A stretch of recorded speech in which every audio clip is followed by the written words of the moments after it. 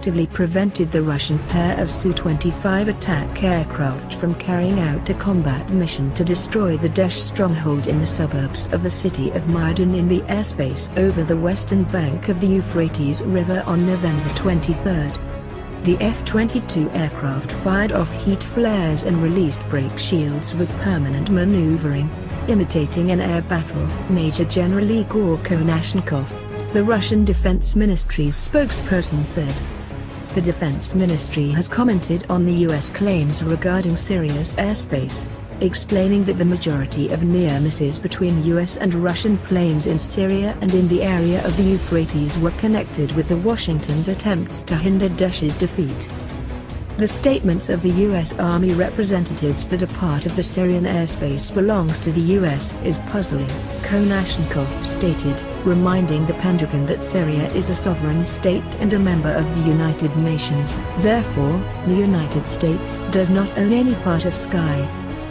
At the same time, he noted that after the appearance of a Russian multifunctional supermaneuverable Su-35S fighter, the American fighter stopped dangerous maneuvers and hurried to move into Iraqi airspace. The ministry's representative has also noted that the U.S. has failed to give any answer to the Russian command at the Khmeimim Air Base in Syria concerning this and many other incidents in the Syrian sky, the general added. The statement was made in the wake of the New York Times newspaper's Friday's report, citing U.S. commanders as expressing their concern over a possible collision between Russian and U.S. warplanes over Syria, which might take place because of alleged violations of the de-escalation deal by the Russian side a dozen times a day since the agreement had come into force. It's become increasingly tough for our pilots to discern whether Russian pilots are deliberately testing or baiting us into reacting, or if these are just honest mistakes.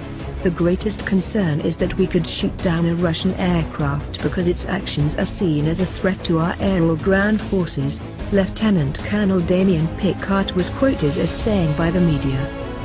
Colonel Jeff Hogan, deputy commander of the Air Operations Center at the Qatar base, told the newspaper that he had daily phone calls with Chief of the Russian General Staff Valery Gerasimov, but because of occasional misunderstandings, he had to make additional calls. According to the newspaper, the military explained Moscow's actions by the desire to entrench the positions of the Syrian army and cement its territorial acquisitions ahead of the peace talks aimed at ending the 7-year war. The report was made in the wake of Putin's Wednesday's announcement, saying that the Daesh terrorist group had been completely defeated on both banks of the Euphrates River in Syria, following a similar Gerasimov's statement on the same day, declaring that the remaining terrorists had been defeated in Deir ez-Zor.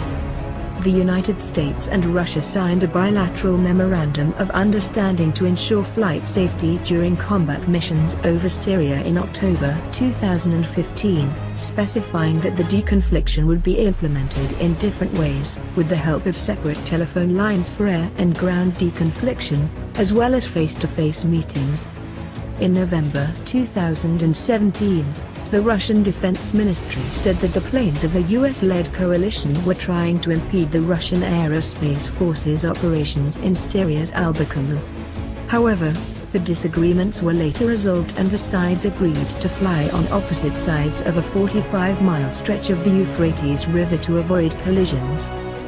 The US-led coalition of more than 70 members has been conducting airstrikes, ground-based and rocket-propelled artillery fire against Daesh in Syria and Iraq since 2014. These actions, however, were not authorized in Syria either by the government of President Bashar Assad or the UN Security Council. Meanwhile, the Russian aerospace forces have been present in Syria since September 2015, following an official request from Assad. Since March 2016, following Vladimir Putin's order to pull out the bulk of the forces